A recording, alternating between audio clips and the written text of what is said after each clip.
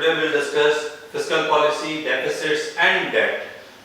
Because we have discussed so many chapters, we have discussed different issues in macroeconomics like unemployment, inflation, ISLM model के through हमने discuss किया है, aggregate demand, aggregate supply के through हम discuss कर चुके हैं. Now we have reached fiscal policy, deficits and debt. Before discussing that, let me discuss what fiscal policy is और इसका objective क्या है. Let's discuss this. Fiscal policy consists of deliberate changes in government spending and tax collections designed to achieve full employment output, control inflation and encourage economic growth. So fiscal policy का मतलब क्या है? ये consists of deliberate changes.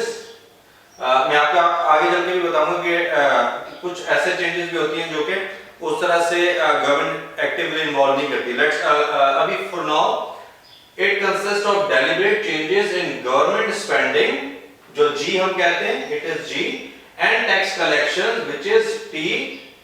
Design क्यों की जाती है? Design, it is designed to achieve, this is the most important objective of this fiscal policy, full employment output. We know full employment output is achieved when labor market is in equilibrium, when labor market or the economy operates at natural rate of unemployment. So when we achieve full employment output, हम पिछले chapter से discuss करके आ चुके हैं. So objective क्या fiscal policy का? To achieve full employment output, control inflation. ये main objective उस तरह से नहीं है, लेकिन one of the objectives ये है. Main objective full employment output है, control inflation and encourage economic growth. यानी the main objectives of the fiscal policies are to achieve full employment output, control inflation and encourage economic growth. जितना आपका potential है उसको achieve करने की कोशिश करते हैं, which is full employment output. Inflation को भी कंट्रोल करने की कोशिश करते हैं, जनरल राइज इन प्राइसेस जिसे हम कहते हैं.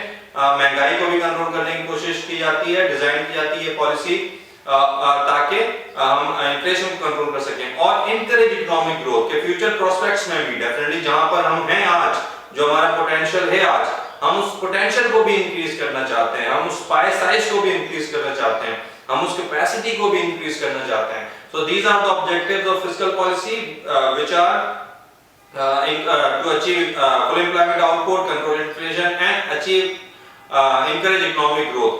अच्छा, इसमें दो चीजें जो है किसके थ्रू की जाती है पॉलिसीज में? जो टूल्स क्या हैं, पॉलिसी टूल्स क्या हैं? ये गवर्नमेंट स्पेंडिंग जो कि पहले पढ़ के आ चुके हैं, deliberate changes in government spending, ये इसके टूल्स हैं. Government spending and tax collection, जो कि मैंने यहाँ पे रखा है, government spending and tax collection. ये बेसिकली दो टूल्स हैं यूजिंग व्हिच पॉलिसी मेकर्स और द गवर्नमेंट्स डेलिबरेट चेंजेस करती है इन दो वेरिएबल्स के थ्रू, इन दो पॉलिसी वेरिएबल्स के through, in order to achieve full employment output, control inflation and encourage economic growth. ये दो टूल्स हैं. सो ऑब्जेक्टिव क्या है आप उससे वाज़ेह हो चुके हैं. उसके बाद एक और छोटा सा कॉन्सेप्ट मैं आपको बता दूं. हम आगे चल के पढ़ेंगे discretionary fiscal policy versus non discretionary fiscal policy. Discretionary fiscal policy क्या है? इसको एक्टिव फिस्कल पॉलिसी भी कहते हैं, जिसमें गवर्नमेंट एक्टिवली इन्वॉल्व होती है, जो कि somehow Keynesian school of thought से रिलेट करती है. So discretionary fiscal policy where government actively involves in economic affairs, और non discretionary fiscal policy इसे passive या built-in stabilizer भी कहा जाता है, automatic stability भी कहा जाता है. non discretionary जिसमें government actively involved नहीं होते in economic affairs में, what it does is just to make a policy, laws बना के उसे regulate करती है, policies बना के उसे regulate करती है. If something happens, bad happens or good happens, the government does not actively and directly involve in economic affairs, whereas discretionary fiscal policy में government does actively involve in economic affairs. जब भी recession होता है, जब भी inflationary output produce होता है economy में, तो the government has to play an active role in order to discuss, in order to fight that bad or good variables जो कि at times inflationary pressures create कर रहे होते हैं. So since we are studying fiscal policy, जैसा कि हमने उसके ऑब्जेक्टिव्स पढ़ा, या full employment achieve, output achieve करना, फुल एम्प्लॉयमेंट अचीव करना, इन्फ्लेशन को कंट्रोल करना और इनकरेज करना इकोनॉमिक ग्रोथ को. सबसे पहले जो बहुत इंपॉर्टेंट चीज है वो ये है कि fiscal policy full employment output को अचीव करना. इसका क्या मतलब है कि हमारी economy definitely full employment output से पीछे भी हो सकती है जिसे हम रिसेशन कहते हैं, और फुल एम्प्लॉयमेंट आउटपुट से आगे भी हो सकती है जिसे हम बूम या इन्फ्लेशन कहते हैं, एक्सपेंशन जब हो रही होती है इकोनॉमी की beyond it's potential. So recession क्या होता है? जब भी एक्चुअल आउटपुट जो हो वो अपने पोटेंशियल से कम हो, वो अपने full employment level of output से कम हो, we call that recession. Business cycle वाले चैप्टर में हम ऑलरेडी पढ़ के आ चुके हैं, but I have to recap it in order to better teach fiscal policy. So inflation क्या होता है, बूम जिसे हम कहते हैं, वो क्या होता है? जब एक्चुअल आउटपुट हमारे पोटेंशियल से ज्यादा प्रोड्यूस हो रहा हो, वी कॉल दैट बूम और inflation. So first of all, definitely the problem for the economy is recession. Recession क्या है? इसको किस तरह से प्रेडिक्ट किया जा सकता है? किस तरह से हमें पता चलता है कि रिसेशन आ रहा है? कौन से इंडिकेटर्स हैं जो कि हमें इंफॉर्मेशन थ्रो कर सकते हैं that we are heading towards a recession? So अगर आपको याद हो बिजनेस साइकिल वाले चैप्टर से, बिजनेस साइकिल जो हमने पढ़ी थी पिछले चैप्टर्स में, हमने साइक्लिकल बिहेवियर ऑफ की इकोनॉमिक वेरिएबल्स को डिस्कस किया था, जिसमें उसकी डायरेक्शन और टाइमिंग को डिस्कस किया था। कुछ वेरिएबल्स प्रोसिक्लिकलिटी उनकी डिस्कस की थी, काउंटर साइक्लिकल वेरिएबल्स डिस्कस किए थे, एसाइक्लिकल वेरिएबल्स डिस्कस किए थे। सिमिलरली हमने उनकी टाइमिंग्स भी डिस्कस की थी। कुछ वेरिएबल्स लीडिंग होते हैं, कुछ लैगिंग होते हैं, कुछ कोइंसिडेंट वेरिएबल्स होते हैं। सो कौन सी चीज है जो कि हमें इंफॉर्मेशन दे सकती है whether the recession is coming? तो डेफिनेटली वो इकोनॉमिक वेरिएबल जो कि रिसेशन से पहले इंफॉर्मेशन थ्रो कर रहे हैं, only those variables can let us know whether we are heading towards recession or not. इस वजह से मैंने डायरेक्शन वाले जो पार्ट है उसको काट दिया है। ये सेम टेबल है जो हमने बिजनेस साइकिल वाले चैप्टर में डिस्कस किया था।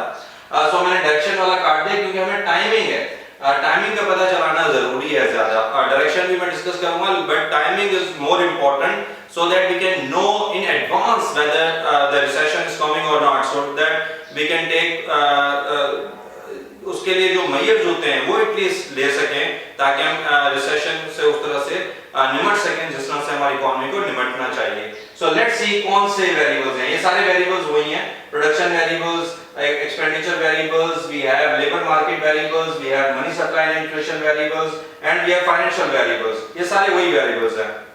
सो लेट्स सी कौन से वेरिएबल्स रिसेशन को प्रेडिक्ट करने में हमें मदद देंगे, असिस्ट करेंगे, हेल्प करेंगे। वो है लीडिंग वेरिएबल्स। लीडिंग वेरिएबल्स कौन से होते हैं? जो कि पहले मूव करते हैं before the recession. So then definitely if they move in advance of the recession, then only we can understand whether we are heading towards recession or not, or the economy is heading towards recession or not.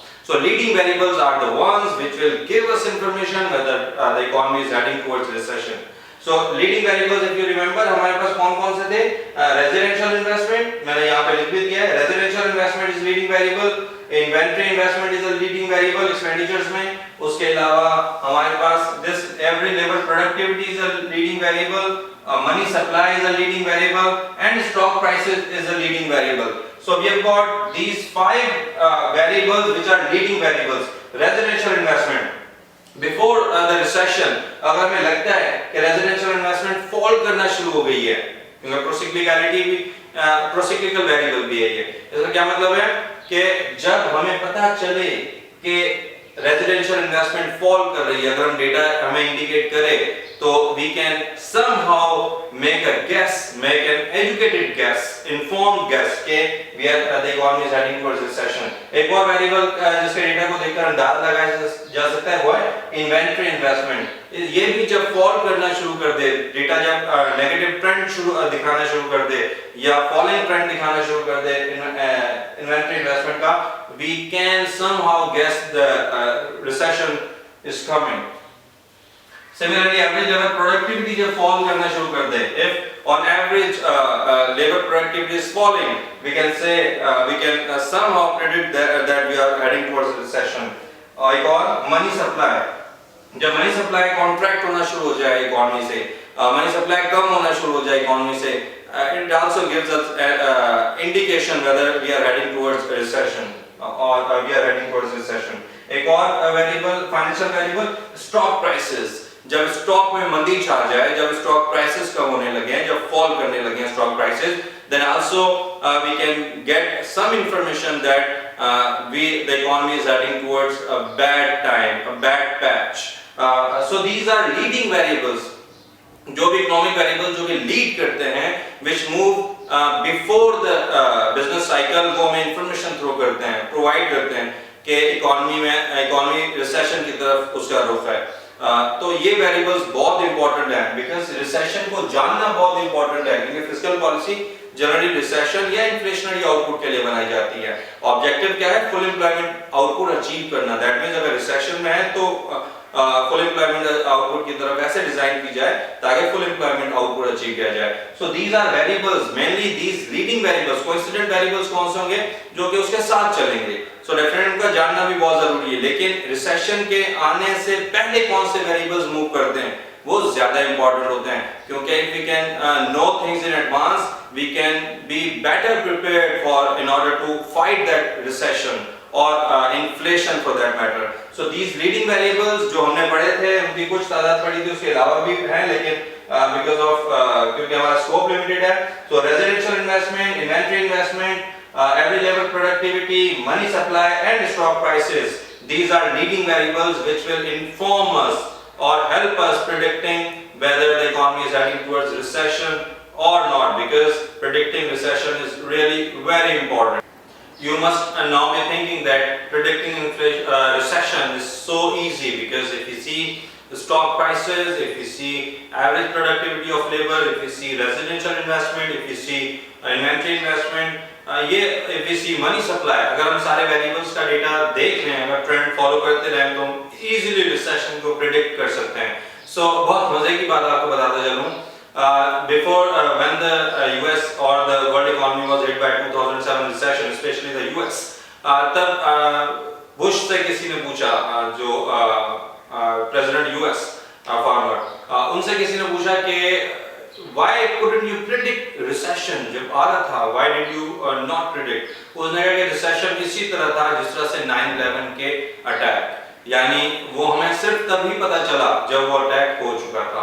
So recession भी इसी तरह easy नहीं है predict करना, जिस तरह से हमने वैसे देखा है। Theoretically it sounds so easy, but there are also certain problems with leading variables, जो कि हम लीडिंग वेरिएबल्स जो कि हमने पहले कहा, मैंने आपको, कि लीडिंग वेरिएबल्स इंफॉर्मेशन थ्रो करते हैं, आपको इंफॉर्मेशन प्रोवाइड करते हैं टुवर्ड्स के फ्यूचर स्टेट ऑफ इकोनॉमी किस तरफ जा रही है या क्या होगी, whether it is heading towards recession or inflation. So कौन से प्रॉब्लम्स हैं ये जो लीडिंग वेरिएबल्स के साथ है हमारे पास, जो इंफॉर्मेशन थ्रो करते हैं कि डेटा में be revised, periodically data revise होता है हर इकोनॉमी में। सो एक टाइम्स पूरा रिवर्स भी हो सकता है। सो अगर कुछ वेरिएबल्स, जिस तरह मैंने आपको लीडिंग वेरिएबल्स का, अगर वो फॉलोइंग ट्रेंड शो कर रहे हैं, तो शायद पीरियोडिकली कुछ क्वार्टर के बाद, एक क्वार्टर के बाद वो शायद पूरा इंक्रीज करना शुरू कर दें। सो डेटा एक टाइम्स पीरियोडिकली रिवाइज भी किया जाता है, और ऐसा भी देखने में आया है कि totally data reverse trend show कर दे। सो अगर आप सिर्फ इन वेरिएबल्स को देख के अपना एमपी पॉलिसी मेकिंग कर रहे हैं और प्रेडिक्ट कर रहे हैं कि रिसेशन हिट कर रहा है हमारी इकोनॉमी को, so this may be some there are problems with analyzing this data only, because it can be revised and totally even reversed. It also shows reverse trends. Incorrect signals, जो हमें signals दे रहा है falling trend के through, ये जो variables हमने leading discuss किए थे, एक टाइम ये इनकरेक्ट सिग्नल्स भी दे रहे होते हैं, बिकॉज इकोनॉमी में जो हम थ्योरेटिकली चीजें डिस्कस करते हैं उसमें हम बहुत सारी अजम्पशंस के साथ डील कर रहे होते हैं, लेकिन प्रैक्टिकली एम्पिरिकली वी नो कि there are many other variables which are in operation along with, जो कि बिल्कुल उसी वक्त ऑपरेशन में है, जिनको हम उस तरह से अज्यूम कांस्टेंट नहीं कर सकते, स्टेटस वेरिएबल्स उन पे अप्लाई नहीं कर सकते। सो एक टाइम जो इंफॉर्मेशन हमें मिल रही होती है वो इनकरेक्ट भी होती है, जो कि सही नहीं होती। इस वजह से हम रिसेशन को उस तरह से प्रेडिक्ट इजीली नहीं कर सकते। एग्जैक्ट टाइमिंग्स, ये अब मिसाल के तौर पे ये हमें ये तो पता है कि ये लीडिंग वेरिएबल है, ये रिसेशन से पहले मूव करते हैं, बिफोर रिसेशन मूव करेंगे, बिफोर बिजनेस साइकिल मूव करेंगे, लेकिन ये एग्जैक्ट टाइमिंग के बारे में नहीं बता सकते, क्योंकि एग्जैक्ट टाइमिंग डेफिनेटली आपको ये पता चल रहा है कि ये एवरेज प्रोडक्टिविटी ऑफ लेबर मिसाल के तौर पे फॉल कर रही है, लेकिन आपको एग्जैक्टली नहीं पता चलता है कि कब तक फॉल करेगी और कब रिसेशन में कन्वर्ट हो जाएगी, क्योंकि एवरेज प्रोडक्टिविटी में भी थोड़ी सी फॉल करे और फिर राइज करने जा रही हो, may be, and let's assume कि एवरेज प्रोडक्टिविटी इस तरह का ट्रेंड शो करे, कभी इस तरह करके, सो हम यहाँ पे देख के ये नहीं कह सकते कि ये बिल्कुल फॉल कर रही है, या यहाँ पे देख के ये नहीं कह सकते फॉल कर रही है, क्योंकि एकदम ये ऊपर भी आ जाती है। सो इस तरह के ट्रेंड्स हमें एट टाइम्स एग्जैक्ट टाइमिंग का नहीं बता सकते। हमें ये तो पता होता है कि फॉल कर रही है प्रोडक्टिविटी, मनी सप्लाई फॉल कर रही है, रेजिडेंशियल इन्वेस्टमेंट फॉल कर रही है, लेकिन हमें एग्जैक्ट टाइमिंग का नहीं पता होता कि किस वक्त ये रिसेशन में कन्वर्ट हो जाएंगे variables. Structural changes in economy जो होता है वो दिस मींस के ये जो इंडिकेटर्स हैं ये periodically रिवाइज किए जाते हैं। So structural changes in the economy that also means this कि इसका क्या मतलब है कि टाइम्स ये जो सारे वेरिएबल्स हैं ये periodically इनको रिवाइज किया जाता है, इनको समझा जाता है। एट टाइम्स नए वेरिएबल्स आ जाते हैं, जो भी हमने जो डिस्कस किए वेरिएबल्स एट टाइम्स वो अभी बोर्ड बैठता है, वो डिसाइड करता है whether seeing the trends, after seeing the trends, whether these are leading variables or which variables after a certain study. So at times ये structural changes in the economy भी आ जाते हैं। So at times वो variables जो leading variables हैं वो सारे सही information throw नहीं कर सकते हैं, problems हैं leading variables के साथ, leading indicators के साथ। अब being a policy maker definitely ये सारे वेरिएबल्स जो हैं, जो लीडिंग वेरिएबल्स हैं, इन पे रिलाई करना बहुत अच्छा है, बहुत, क्योंकि ये सब कुछ ना कुछ पार्शियल इंफॉर्मेशन तो थ्रो करते हैं। So we should not leave them, we must have certain, इनका एक यूज है, they are helpful in letting us know certain trend of the business cycle, लेकिन डेफिनेटली सोल डिपेंडेंस इन पे लाजमी नहीं है और नहीं होनी चाहिए। बहुत सारे और वेरिएबल्स भी हैं जिनको हमें बीइंग पॉलिसी मेकर समझना चाहिए। So only these variables are not enough, they are very good, they are very meaningful, they are very helpful, but लेकिन ये परफेक्ट प्रेडिक्शन की तरफ डेफिनेटली नहीं ले जा सकते क्योंकि कुछ और वेरिएबल्स हैं। सो relying solely on these variables is not enough, though they are very useful, but relying solely on these variables is not enough. So that is why जो इकोनॉमीज होती हैं, जो सोसाइटीज होती हैं, जो पॉलिसी मेकर्स होते हैं या जो गवर्नमेंट्स होती हैं, वो उस तरह से रिसेशन को एग्जैक्टली प्रेडिक्ट नहीं कर पाती, and they only know when the recession hits the economy.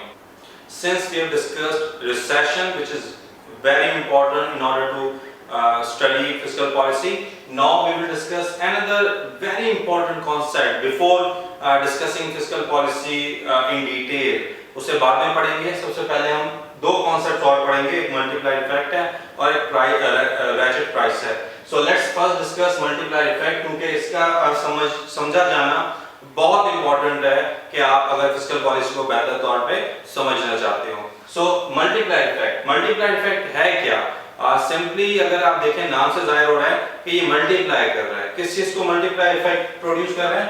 Change in y divided by change in initial spending, यानी अगर चेंज इन इनिशियल स्पेंडिंग हो तो कितनी दफा वो कितना इनिशियल स्पेंडिंग में जब चेंज आए वो आउटपुट में कितना चेंज बर्पा करता है, कितना चेंज लेके आता है। सो दैट मींस अगर मिसाल के तौर पे इनिशियल स्पेंडिंग हमारी 5 है और चेंज इन आउटपुट हमारा 20 है, तो डेफिनेटली कितना चेंज लाया? 4 दफा। यानी इनिशियल स्पेंडिंग कितनी जब हम चेंज करते हैं तो उस पे आउटपुट कितना इफेक्ट प्रोड्यूस करता है, कितने से चेंज होता है। अगर हम 5 रुपए खर्च कर रहे हैं, इनिशियल स्पेंडिंग कर रहे हैं और आउटपुट हमारा 20 से चेंज हो रहा है, दैट मींस कि मल्टीप्लायर इफेक्ट 4 है। इसका कांसेप्ट क्या है, इसका रैशनल क्या है, मैं आपको सिंपल पहले बता दूं के बाद थोड़ा सा हम डेटा के साथ डील करेंगे। मिसाल के तौर पे अगर जब मैं 1 रुपया खर्च करता हूं तो वो किसी और की इनकम होता है। अगर मैं पहला बंदा हूं जो कि 1 रुपया लेट्स अज्यूम खर्च कर रहा हूं या 100 रुपया खर्च कर रहा हूं, तो किसी और की इनकम बनेगा जिसके बाद मैं कंजम्पशन करूंगा, स्पेंडिंग जब करूंगा। सो जब वो डेफिनेटली वो भी कहीं और खर्च करेगा वो 100 रुपया, वो किसी और की इनकम प्रोड्यूस करेगा। इसी तरह ये सर्कुलर फ्लो चलता रहेगा। सो लेकिन जब मैंने 5 रुपये या 100 रुपया स्टार्ट में स्पेंड किया है, इनिशियल स्पेंडिंग जो है वो कितने और लोगों की इनकम जनरेट कर रही है। सो दिस इज जब हम टोटल सबको ऐड कर लेंगे, जिस तरह मेरी 5 रुपए इनकम हुई, किसी और की इनकम जनरेट हुई, सो जब सबको ऐड अप कर लेंगे हमारे पास टोटल आउटपुट जनरेट होगा, टोटल इनकम इतने लोगों की चेंज हुई।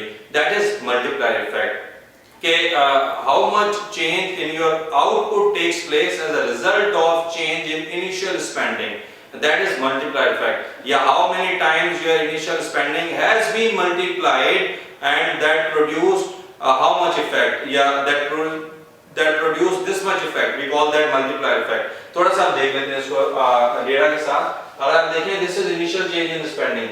अब हमें ये पता है कि हम पिछले चैप्टर्स में आप ये पढ़ के आ चुके हैं MPC और MPS, marginal propensity to consume and marginal propensity to save। उसमें हमने क्या पढ़ा था कि MPC is the proportion of your income that you consume is your MPC, marginal propensity to consume, and MPS क्या है कि the proportion of your income that you save, that becomes your MPS। So और हमने ये भी determine किया था कि it falls or it ranges between 0 to 1, so it can neither touch 0 nor 1, both these variables। So हमने यहाँ पे assume किया है कि MPC 0.575 है और MPS 0.25 है, यानी 75% of कोई भी इकोनॉमी में इंडिविजुअल है सब वो अपनी इनकम का 75% कंज्यूम कर लेते हैं और 25% सेव करते हैं। So this is our assumption। Let's see। Let's assume initially एक इंसान एक इंडिविजुअल इकोनॉमी में जो इनिशियल स्पेंडिंग करता है 5 रुपीस की, उसने 5 रुपीस की इंडिविजुअल स्पेंडिंग की किसको, पर्सन बी को। लेट्स अज्यूम पर्सन बी की चेंज इन इनकम कितना हुआ, कितनी इनकम इसकी इंक्रीज हुई, क्योंकि जो उसने स्पेंड किया वो उसकी इनकम बन गई पर्सन बी की, सो इसकी इनकम इंक्रीज हुई बाय 5। इसकी इनकम में 5 रुपए का इजाफा हुआ और हमने अज्यूम किया है कि हर कोई अपनी इनकम का 75% 0.75 कंज्यूम करता है, 0.25 सेव करता है। 5 रुपए के 75% जो कि 3.75 है वो कंज्यूम कर लेता है, किसी और जगह पे खर्च कर लेता है और 1.25 सेव कर लेता है। ये भी जब पर्सन स्पेंडिंग करता है, जो खर्च करता है, वो किसकी इनकम बनती है, लेट्स अज्यूम पर्सन सी की, क्योंकि सी के पास कंज्यूम करता है, सी से कोई चीज खरीदता है, स्पेंडिंग करता है सी के पास, तो जो ये कंज्यूम करता है वो उसकी इनकम बन जाती है सी की। अब क्या हुआ, अब जो सी की इनकम है ये इसका चेंज इन इनकम कितना हुआ 3.75, ये 75% इसका कंज्यूम करेगा और 25% सेव करेगा, जो कि हमने यहाँ पे लिख दिया 75% और 25%। अब ये जो उसने कंजम्पशन की है ये डी की इनकम बनती है 2.81। सो अब ये भी अपनी इनकम का 75% कंज्यूम करता है और 25% सेव करता है। ये जब कंज्यूम करता है जो किसी और की इनकम बन जाती है 2.11, इसी तरह ये भी 75% कंज्यूम करता है और 25% सेव करता है। तो इसी तरह ये साइकिल चलती रहती है, हम यहाँ देख सकते हैं कम से कम हो रहा है और आखिर जाके ये टोटली एग्जॉस्ट हो जाएगी इनकम और किसी और की इनकम बनने, यानी पूरी ये जो इनिशियल स्पेंडिंग है ये 75% कंज्यूम होके 25% सेव होके अल्टीमेटली एग्जॉस्ट कर जाएगी। और जब इसको टोटल करेंगे कितने लोगों की इनकम जनरेट होती है, लेट्स अज्यूम जब टोटल करेंगे, आप करके देख लीजिएगा इसे 75% और 25% के साथ, ये टोटल ऐड अप हो जाता है 20 का। इसका क्या मतलब है कि इनिशियल स्पेंडिंग कितनी थी 5, उसने चेंज इन आउटपुट, ये जो चेंज इन आउटपुट है कितने का जनरेट किया, जब सबकी इनकम टोटल उनका ऐड अप कर लेते हैं हम, that is change in output is 20, जो कि मैंने यहां पे लिखा है। Initial change in spending was 5 whereas change in output was 20।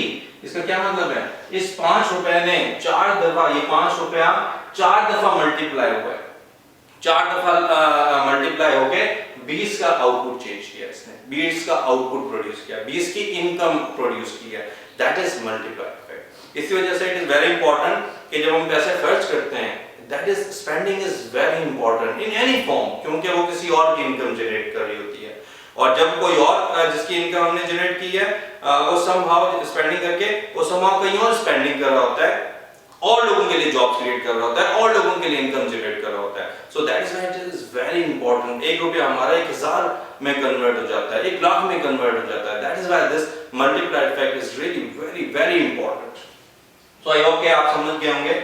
अब multiplier effect with policy tools G और टी, क्या ये दोनों में मल्टीप्लायर इफेक्ट डिफरेंट हो सकता है? यस डेफिनेटली, क्योंकि जी पे एमपीसी और एमपीएस अप्लाई नहीं करता। मिसाल के तौर पे हमें 20 का चेंज आउटपुट रिक्वायर्ड है, 20 का आउटपुट हम चेंज चाहते हैं, इकोनॉमी में प्रोड्यूस करना चाहते हैं।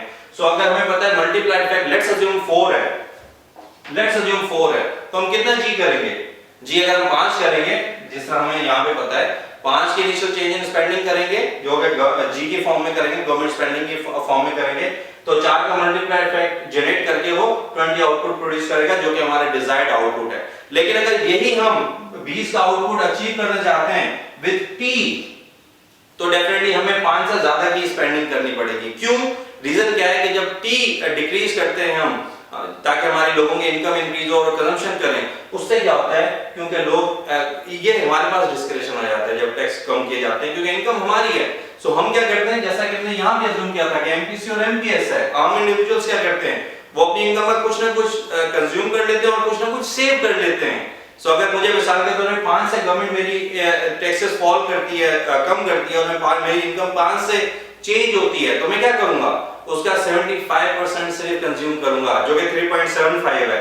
सो मेरी इनिशियल स्पेंडिंग कितनी होगी, 3.75, which will multiply with 4 because the multiplier effect is 4, और अब इसका आउटपुट जनरेट नहीं करेगी, it will only generate output of 15, which is not our desired part of output. So अब गवर्नमेंट को क्या करना चाहिए, when it knows के एमपीसी भी लोग अप्लाई करेंगे, क्योंकि यहाँ पे जी में तो हमारा एमपीसी और एमपीएस हमारे हाथ में नहीं है, government spending is government discretion. लेकिन जब टी कम करती है तो हमारी इनकम चेंज होती है।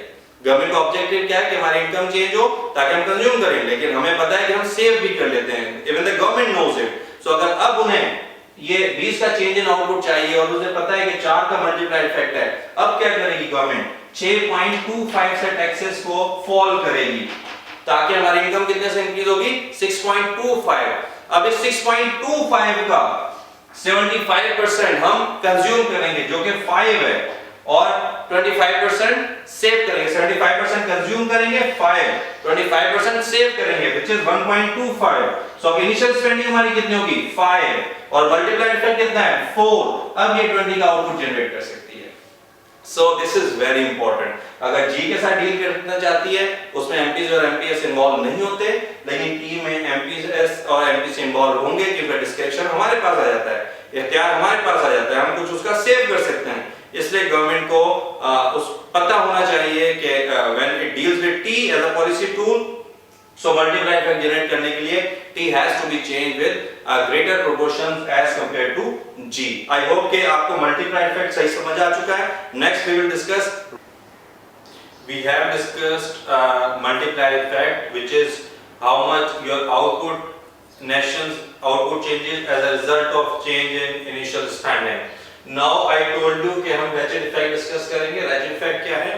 Simply ratchet effect हमें बताता है कि certain economic variables can move in only one direction. मिसाल के तौर पे prices क्या है? वो सिर्फ जब से आपने होश संभाला है, prices ओवरऑल पूरी इकोनॉमी की जनरली ज्यादातर इंक्रीज होती हुई नजर आती हैं। सो या तो प्राइसेस इंक्रीज हो सकती, या तो वहीं पे स्टेबल रह सकती हैं, फिक्स रह सकती हैं, या फिर इंक्रीज हो सकती हैं। ओवरऑल प्राइसेस कभी आपको फॉल करते हुए नजर नहीं आती, specially under normal economic circumstances. So ratchet effect क्या है कि prices will either remain constant or increase, they cannot decrease, this is ratchet effect। इसी तरह wages भी एक इकोनॉमिक वेरिएबल है मिसाल के तौर पे, जिस पे ratchet effect अप्लाई करता है। ratchet effect क्या है, यानी सिमिलरली वेजेस, नॉमिनल वेजेस की बात कर रहा हूँ। आपने देखा होगा मजदूर हो कोई भी हो, हमेशा उसकी नॉमिनल वेज जो है, दिहाड़ी जो है, वेज है, सैलरी है, जो भी नॉमिनल इनकम है, वो हमेशा इंक्रीज होती है। दिहाड़ी 50 रुपए से 60, 70, 80 आज 500 रुपए पर पहुंच चुकी है, लेकिन नॉमिनल रियल वेज बेशक मजदूरों में कम हो, इन्फ्लेशन बेशक ज्यादा हो जाए, वो गरीब हो जाए, लेकिन नॉमिनल वेज कभी भी कम नहीं होती, या तो वहीं पर रहती है या इंक्रीज हो सकती है। क्यों?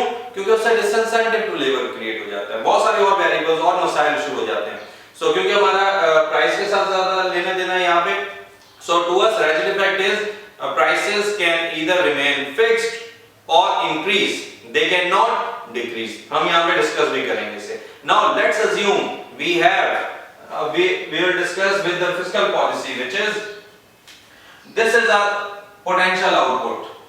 Let's assume this y bar is we name it, this y bar maybe is, let's assume 1000।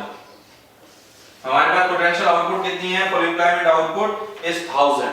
यहाँ पे हमारी इकोनॉमी सही है क्योंकि we are operating at full employment output, which is defining our potential, which defines our capacity. So as long as we define, we operate at our potential, at our capacity, the economy does not have to suffer a lot, it's not suffering a lot। So let's assume profit ये हो जाता है, decline in profit expectations on investment। जो लोग producers investment कर रहे हैं वहां उनकी जो प्रॉफिट एक्सपेक्टेशंस हैं इन्वेस्टमेंट पे वो डिक्लाइन कर जाती हैं। There can be so many reasons for this, may be because of terrorism लोगों की प्रॉफिट एक्सपेक्टेशंस डिक्लाइन कर जाती हैं, may be because of corruption, may be because of political instability, may be because of military coup, may be because of crime ज्यादा बढ़ जाता है, may be because the environment is not feasible for the investors, so there can be so many reasons. अगर profit expectations investment पे जो हैं वो decline कर जाएं तो वी नो कि इन्वेस्टमेंट फॉल कर जाती है। अगर मुझे पता हो बीइंग इन्वेस्टर बीइंग प्रोड्यूसर कि मेरी जो इन्वेस्टमेंट है उस पे जो प्रॉफिट एक्सपेक्टेड था मेरा वो उतना नहीं मिलेगा क्योंकि रिजीम चेंज हो गई है, क्योंकि पॉलिटिकल इंस्टेबिलिटी हो गई है, there can be so many reasons as I told you. So उससे क्या होता है, इन्वेस्टमेंट कम हो जाती है। हम पहले पढ़ के आ चुके हैं कीपिंग एवरीथिंग एल्स कांस्टेंट, अगर इन्वेस्टमेंट फॉल कर जाए तो ओवरऑल एग्रीगेट डिमांड फॉल कर जाती है। सो लेट्स अज्यूम कि अगर एग्रीगेट डिमांड फॉल कर जाती है, we can plot this, this is aggregate demand 2। अब लेट्स अज्यूम हमारे पास एक ऑप्शन क्या है कि यहां पर इकोनॉमी आ गई है, लेकिन हमने एक चीज अज्यूम की है जो कि aggregate demand fall कर गई, overall output fall कर गई। We know this. We are dealing this policy relates to Keynesian school of thought. Actively involve करेगी गवर्नमेंट इसमें। Fiscal policy के टूल हमें पता है, गवर्नमेंट स्पेंडिंग और tax revenues. So let's assume aggregate demand fall कर जाती है, लेकिन हमारी इकोनॉमी इस पॉइंट पे नहीं आती। क्यों नहीं आती? क्योंकि रैचेट इफेक्ट है। यहाँ पे अगर हम अपनी इकोनॉमी को ले आए यहाँ पे तो यू कैन सी के आउटपुट तो फॉल कर रही है लेकिन प्राइसेस भी फॉल करेगी, लेकिन हमारी assumption क्या है कि रैचेट इफेक्ट है। रैचेट इफेक्ट का क्या मतलब है? The prices cannot decrease. So हमारी इकोनॉमी यहाँ पे आ जाती है, प्राइसेस यहीं रहेंगी। एग्रीगेट डिमांड फॉल कर गई तो हमारी इकोनॉमी यहाँ पे आ गई, क्योंकि प्राइसेस फॉल नहीं कर सकती। इस नई एग्रीगेट डिमांड पे प्राइसेस यहाँ पे इंटरसेक्ट कर रही हैं, पॉइंट F। अब हमारी आउटपुट जो एक्चुअल आउटपुट है we call that वो y bar 1000 था, let's assume this was 1000 output, यहाँ पे let's assume हमारे पास 500 आउटपुट है। हमारा एक्चुअल आउटपुट कितना है? 500। हमारा पोटेंशियल आउटपुट कितना है? 1000। सो हमारे पास output has fallen, employment has fallen, we know this is recession condition, so the economy is hit by the recession। यहाँ पे the economy has reached from point E to F। The economy is experiencing recession, which is fall in employment, fall in output. There are negative or bad conditions that the economy is suffering through. अब क्या करना चाहिए? Fiscal policy में हमें पता है government के पास दो टूल्स हैं, गवर्नमेंट स्पेंडिंग और टैक्सेस, और इसका ऑब्जेक्टिव क्या है? फुल एम्प्लॉयमेंट अचीव करना। दोबारा यहाँ पे आना, this is full employment level, और नेचुरल लेवल ऑफ एम्प्लॉयमेंट भी इसे कहते हैं, या फिर से और प्राइस कंट्रोल भी करना है ऑब्जेक्टिव, और इनकरेज भी करना है इकोनॉमिक ग्रोथ को। टूल्स क्या हैं? G&T। अब क्योंकि ये डिमांड कम हो गई है, सो गवर्नमेंट क्या करेगी? It has to increase aggregate demand. हमें पता है कि इन्वेस्टमेंट कम हो गई है, सो एग्रीगेट डिमांड ओवरऑल कम हो गई है। Now the government has to increase aggregate demand using G&T या combination of both. Let's assume what the government does. अब दो टूल्स हैं, या G या T। हमें पता है इन केस ऑफ G, अगर G के साथ डील करें तो government spending has to increase, क्योंकि गवर्नमेंट स्पेंडिंग पॉजिटिवली रिलेट करती है। अगर गवर्नमेंट स्पेंडिंग इंक्रीज होगी तो वी नो कि हमारे पास एग्रीगेट डिमांड इंक्रीज हो जाएगी। Keeping everything else constant, C + I + G + XN हम पहले पढ़ के आ चुके हैं। कीपिंग एवरीथिंग एल्स कांस्टेंट, अगर G इंक्रीज होती है तो हमारे पास एग्रीगेट डिमांड इंक्रीज हो जाती है। एग्रीगेट डिमांड इंक्रीज होने से हमें पता है कि aggregate demand will come back to this point E पे दोबारा आ जाएगी, which will achieve its potential output. This is fiscal policy. अब लेट्स अज्यूम कि G as a policy tool apply नहीं करती गवर्नमेंट, टैक्सेस के साथ डील करती है। सो एग्रीगेट डिमांड इंक्रीज करने के लिए टैक्सेस को डिक्रीज करना पड़ेगा। डिक्रीज क्यों करना पड़ेगा? क्योंकि टैक्सेस डिक्रीज होने से हमारी इनकम इंक्रीज होती है। जब हमारी इनकम इंक्रीज होगी तो यहाँ पे हमें पता है हमारी कंजम्पशन इंक्रीज होती है। कीपिंग एवरीथिंग एल्स कांस्टेंट, अगर कंजम्पशन इंक्रीज हो जाए तो हमारी ओवरऑल एग्रीगेट डिमांड इंक्रीज हो जाती है। सो जब एग्रीगेट डिमांड इंक्रीज होगी हम दोबारा यहाँ पे आ जाएंगे। So these are two policy tools जिनको यूज करते हुए गवर्नमेंट रिसेशन के साथ फाइट कर सकती है, रिसेशन को टैकल कर सकती है। So either increase G करना पड़ेगा और T को फॉल करना पड़ेगा, या द कॉम्बिनेशन ऑफ बोथ, यानी थोड़ा G को ज्यादा कर ले, थोड़ा टी को कम कर लें, this combination will work out for the government. So basically economy contract हो रही थी, पीछे जा रही थी, उसका एक्चुअल आउटपुट फॉल कर रहा था। तो गवर्नमेंट ने क्या किया, गवर्नमेंट ने इसे एक्सपेंड किया, हम इसे कहते हैं expansionary fiscal policy. Expansionary fiscal policy क्या है, जब जी इंक्रीज हो टी फॉल करे, government policy as policy tool या कॉम्बिनेशन ऑफ बोथ दीज, तब उसे कहते हैं एक्सपेंशनरी फिस्कल पॉलिसी। यानी हमने इकोनॉमी को एक्सपेंड किया है, हमने एक्सपेंशनरी फिस्कल पॉलिसी चलाई है, हमने इजी फिस्कल पॉलिसी चलाई है in order to fight these. एक और कॉन्सेप्ट अब यहाँ पे बता दूं, आप जब किताब पढ़ेंगे तो यहाँ पे आपको एक डॉटेड लाइन नजर आएगी, ये इस तरह करके, उसके बाद फिर ये इस तरह करके दिखाया गया होगा। इस डॉटेड लाइन का मतलब है मल्टीप्लाई इफेक्ट, जो कि अभी हमने थोड़ी देर पहले पढ़ा था। मल्टीप्लाई इफेक्ट क्या होता है, मिसाल के तौर पे अगर आपको 500 का आउटपुट इंक्रीज करना है ना, अगर आपका एक्चुअल आउटपुट 500 है, पोटेंशियल आउटपुट 1000 है, तो आपको कितना चेंज आउटपुट चाहिए, 500। सो let's assume 500, this is change in output जो हमने पहले डिस्कस किया था। और लेट्स अज्यूम कि अब multiply effect government knows it, let's assume कि 5% मल्टीप्लाई इफेक्ट इज 5, तो इनिशियल स्पेंडिंग कितने से चेंज करे कि वो 5 दफा मल्टीप्लायर हो के 500 का आउटपुट चेंज प्रोड्यूस करे, डेफिनेटली 100। सो अगर 100 इनिशियल स्पेंडिंग करेगी गवर्नमेंट और वो 500 का आउटपुट प्रोड्यूस करेगा इकोनॉमी में, so the multiplier effect is 5। ये डॉटेड लाइन है, ये सिर्फ मल्टीप्लायर इफेक्ट शो कर रही है और कुछ भी नहीं कर रही। ये अल्टीमेटली गवर्नमेंट कितने का आउटपुट इनिशियल चेंज करेगी, 100 का, दिस शोज 100। जो कन्वर्ट होगा मल्टीप्लायर इफेक्ट को परस्यू करते हुए, अप्लाई करते हुए 500, व्हिच इज दिस, ये एग्रीगेट अमाउंट यहां पर आता है। So this dotted line shows multiplier effect only, nothing else. एक चीज ये, सो अगर डेफिनेटली जैसे मैंने आपको पहले बताया था, अगर टी के साथ डील करेगी, क्योंकि मल्टीप्लायर इफेक्ट 5 है, सो डेफिनेटली टैक्सेस, क्योंकि एमपीसी और एमपीएसबी इसमें आ जाएगा। लेट्स अज्यूम कि हमारा एमपीसी और यहाँ पे हम 50% कंज्यूम करते हैं और 50% सेव करते हैं, 0.5 एमपीसी है और 0.5 एमपीएस है। तो इसका क्या मतलब है, अगर गवर्नमेंट टैक्सेस डिक्रीज करेगी, लेट्स अज्यूम कि 500 से 100 से डिक्रीज करती है, यहाँ पे जिस तरह जी इंक्रीज किया 100 से, अगर 100 से डिक्रीज करती है तो 50% तो हम कंज्यूम करेंगे, लेकिन 50% सेव कर लेंगे। तो इनिशियल स्पेंडिंग कितनी होगी, 50 into 5 will produce the output of 250, which is not our desired output। तो गवर्नमेंट नोस कि एमपीसी और एमपीएस अप्लाई करता है इकोनॉमी में, तो वो क्या करेगी, इस अमाउंट के साथ करेगी जिसका 50% 100 बनता हो, यानी वो 200 से टैक्सेस कम करेगी। सो हमारी इनकम अगर देखा जाए वो 200 से क्या कहते हैं टैक्सेस फॉल करेगी, डिक्रीज करेगी, जिससे हमारी इनकम 200 से इंक्रीज होगी। 200 से इंक्रीज होगी तो हम 50% of our consumption will be consume, जो 100 रुपया है, और 50% will be saved, which is also 100। So initial spending कितनी होगी, जो हम स्पेंड करेंगे वो 100 हो जाएगी। So 100 जब हो जाएगी, मल्टीप्लाई इफेक्ट 5 का है, so आउटपुट 500 का प्रोड्यूस हो जाएगा, जो कि हमारा डिजायर्ड पार्ट है। So अब अगर देखें यहाँ पे हमने एक्सपेंशन फिस्कल पॉलिसी पढ़ ली है, इसका क्या मतलब है कि जब भी रिसेशन होगा, जब भी इकोनॉमी रिसेशन से फाइट करना चाहेगी, रिसेशन किसी भी वजह से हो सकता है, हमें पता है कंजम्पशन फॉल करने की वजह से हो सकता है, गवर्नमेंट वेरिएबल्स फॉल होने की वजह से हो सकता है, so there can be so many reasons.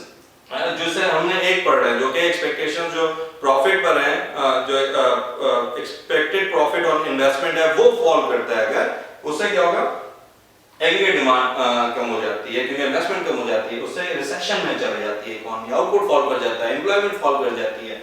उसके बाद गवर्नमेंट अगर इसे फाइट करना चाहती है तो क्या करेगी, एक्सपेंशनरी फिस्कल पॉलिसी अप्लाई करेगी। एक्सपेंशनरी फिस्कल पॉलिसी क्या है, इन ईदर इंक्रीज जी और डिक्रीज टी और the combination of both, this is expansionary fiscal policy. So concluding this, in order to fight recession, the government has to apply expansionary fiscal policy, which is increasing government spending and decreasing taxes, or the combination of these both policies, in order to achieve full employment output, price stabilization. Now we will discuss another fiscal policy, which is contractionary fiscal policy. Contractionary कब होती है, we'll discuss that. मिसाल के तौर पे अब जैसे हमने पहले डिस्कस किया, उसका ऑपोजिट हो जाता है। पहले expectation on profit on investment fall कर रही थी, जिससे एग्रीगेट डिमांड कम हो रही थी, लेकिन अब लेट्स अज्यूम कि profit expectation on investment increase कर जाती है, फॉर सम रीजन उसका अपोजिट हो जाता है, टेररिज्म कम हो जाए, करप्शन कम हो जाए, पॉलिटिकली स्टेबल हो जाए कंट्री, डेमोक्रेसी आ जाए, so there are so many reason जो कि इन्वेस्टमेंट को पॉजिटिवली अफेक्ट कर सकते हैं। सो लेट्स अज्यूम कि इन्वेस्टमेंट इंक्रीज हो जाती है, एग्रीगेट डिमांड 2 पे आ जाती है, इकोनॉमी अपना पोटेंशियल, ये जो y बार है, this shows full employment level of output, so if the economy is operating beyond its potential, so let's assume if the economy is operating beyond its potential, जो कि यहाँ पे कर रही है, this was point E and this is point F. Let's assume the economy has come to this was again 1000, let's assume, and this was 1500, let's assume this. So अब the economy has moved from point E to F.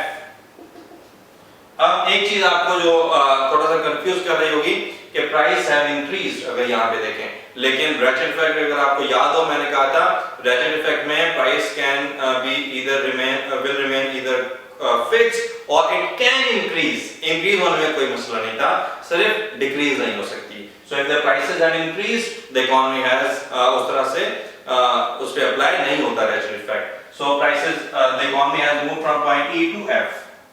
y2 क्या आ गया, हमारी actual output जो है, this is y2 which is 1500, actual output is greater than potential output, so the economy is in boom or inflation, इसे inflation भी कहा कहते हैं जनरली किताबों में, you will find this inflation, also you may find this as boom। Boom ये दोनों क्या होता है, अगर बूम की बात कर लें, जब एक्चुअल आउटपुट ग्रेटर हो पोटेंशियल आउटपुट से, जो कि हम कह रहे हैं हमारी कैपेसिटी 1000 है, but we are producing 1500 as output which is beyond our capacity, beyond our potential. So ये इन्फ्लेशनरी प्रेशर्स क्रिएट कर रहा है इकोनॉमी पे। देखें आप, इन्फ्लेशनरी आउटपुट है, दिस 1500 इज इन्फ्लेशनरी आउटपुट, ये इन्फ्लेशन कॉज कर रहा है। This is also not good for the economy because of inflationary output, because of inflationary pressures on the economy। अब क्या करती है government has to fight this।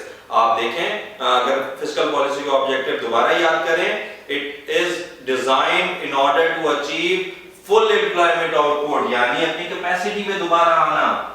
It doesn't mean कि अगर अपनी कैपेसिटी से beyond कुछ रीजंस की वजह से इकोनॉमी परफॉर्म कर सकती है, लेकिन in the long run it has to come back to its potential, its capacity। जब तक कोई स्ट्रक्चरल चेंज ना हो, जब तक कोई मेन वेरिएबल चेंज ना हो, अभी कोई वेरिएबल चेंज नहीं हुआ, सिर्फ पॉजिटिव एक्सपेक्टेशन, प्रॉफिट एक्सपेक्टेशंस और इन्वेस्टमेंट इंक्रीज हुई है, which can be may be because of so many reasons I told you. So let's assume, so actual output has been is greater than potential output, economy inflationary pressures का शिकार है। अब government क्या कर सकती है फिस्कल पॉलिसी में?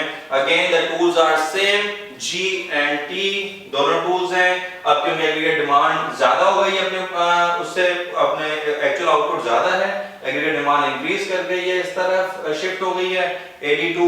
अब गवर्नमेंट ने क्या करना है, इस एग्रीगेट डिमांड को कम करना है, रिवर्स करना है, कॉन्ट्रैक्ट करना है।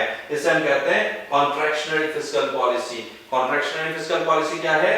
G डिक्रीज करेंगे, मिसाल के तौर पे जब G डिक्रीज करेंगे, कीपिंग एवरीथिंग एल्स कांस्टेंट, आपको पता है consumption expenditures plus investment expenditures plus government spending plus net exports aggregate demand बनाते हैं। सो अगर G डिक्रीज होता है, keeping everything else constant aggregate demand से, तो ओवरऑल एग्रीगेट डिमांड फॉल करेगी, तो इकोनॉमी दोबारा अपने पोटेंशियल आउटपुट पे आ जाएगी, फुल एम्प्लॉयमेंट आउटपुट पे आ जाएगी। कहां पे आएगी पोटेंशियल पे? यहां पे नहीं आएगी। यहाँ पे क्यों नहीं आ सकती? क्योंकि प्राइसेस फॉल करेंगी।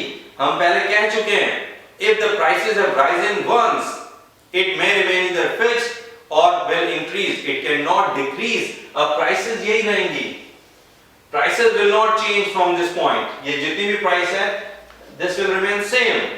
अब पोटेंशियल आउटपुट भी अचीव करना है। अब कहां पे आएगी इकोनॉमी? इस पॉइंट पे आ जाएगी। This is point G। अब एग्रीगेट डिमांड जो है वो ये वाली नहीं होगी जो पहले थी 81। अब एक और नई एग्रीगेट डिमांड बनेगी। I can draw this in blue marker। So यहाँ पे एग्रीगेट डिमांड बनेगी this point पे। This is point G3। This is aggregate demand 3। अब इकोनॉमी has achieved, अगर G कम होता है so एग्रीगेट डिमांड falls। अब एग्रीगेट 83 पे आती है इकोनॉमी, क्योंकि अपना पोटेंशियल आउटपुट अचीव करते हैं, जो कि फिस्कल पॉलिसी का ऑब्जेक्टिव है. So economy will not come at point E, but it will come at point G because we have achieved our potential output, full employment level of output. So this is our objective.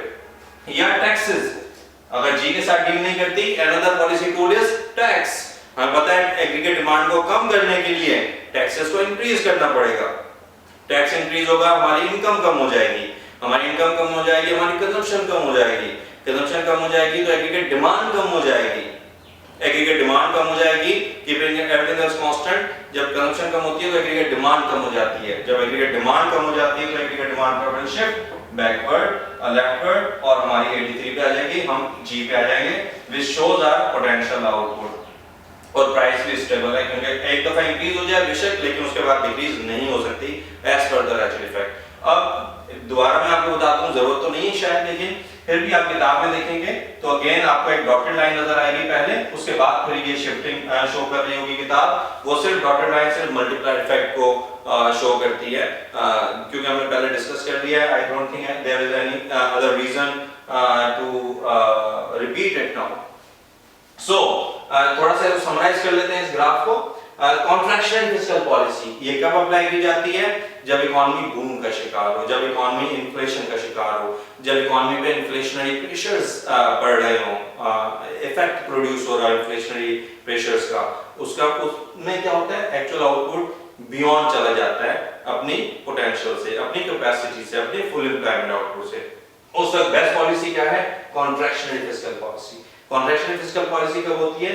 जब government spending को decrease किया जाए या taxes को increase किया जाए या दोनों कॉम्बिनेशन को अप्लाई किया जाए. कुछ गवर्नमेंट स्पेंडिंग कम की जाए, कुछ टैक्सेस इंक्रीज किए जाए ताकि डिमांड कम हो और अपने फुल एम्प्लॉयमेंट आउटपुट पे पहुंचे इकोनॉमी, और इन्फ्लेशनरी प्रेशर्स, जो इन्फ्लेशनरी आउटपुट है उसे कम किया जा सके.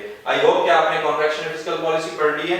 अब हम उसमें डिस्कस करते हैं कि कॉन्ट्रैक्शनरी और डेवलपिंग और डेवलप्ड कंट्रीज में या इमर्जिंग कंट्रीज में फिस्कल पॉलिसी जो अप्लाई की जाती है उनमें कौन सा फर्क होता है. Since we have discussed contractionary fiscal policies, let's summarise them now. Let's assume जो अब तक हमने पढ़ा है उसके हिसाब से ड्यूरिंग रिसेशंस हमें, if the economy is experiencing recession, हमें कौन सी पॉलिसी अप्लाई करनी चाहिए? एक्सपेंशनरी फिस्कल पॉलिसी, यानी गवर्नमेंट स्पेंडिंग इंक्रीज करनी चाहिए, टैक्सेस फॉल करने चाहिए या फिर कॉम्बिनेशन दोनों का मिक्सचर यूज करना चाहिए. और अगर इकोनॉमी इन्फ्लेशनरी प्रेशर्स का शिकार हो, बूम का शिकार हो, तो हमें कौन सी पॉलिसी अप्लाई करनी चाहिए? Contractionary fiscal policy. उससे क्या होता है?